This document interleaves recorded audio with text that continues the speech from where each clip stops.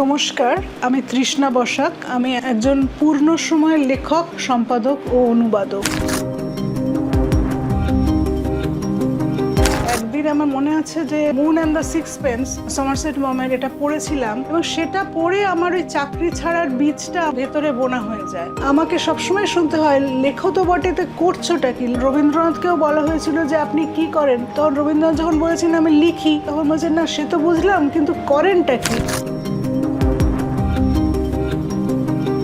এখন এই সময় দাঁড়িয়ে একজন যদি একটি নতুন ছেলে বা মেয়ে যদি লেখক হতে চায়, তাহলে তার সামনে কিন্তু লেখার অনেকগুলো জায়গা আছে যেটা আমাদের সময় হয়তো ছিল না। আমি বেশ কয়েকটি ইংরেজি মাধ্যম স্কুলে যখন ওয়ার্কশপ করাতে গেছি, ক্লাস 6 থেকে ক্লাস 9-এর ছেলেমেয়েরা কেউ লিখেছে জীবনানন্দের মতন গল্প একটা মৃত জোনাকিকে নিয়ে, কেউ লিখেছে যে দেশভাগের গল্প। আমি তখনই উপলব্ধি করেছি যে আসলে পাঠক আছে এবং পাঠককে তৈরি করা যেতে পারে। সেরকম লেখক হতে গেলেও তার তো প্রথম প্রস্তুতি যে এতদিন ধরে বাংলা সাহিত্যে কি লেখা হয়েছে সেইটুকু তাকে জানতে হবে, ভাষার ব্যবহারটা শিখতে হবে এবং এইটুকু জানতে হবে যে এখন পুরনো সাধুগন্ধি ভাষায় লিখলে হবে না।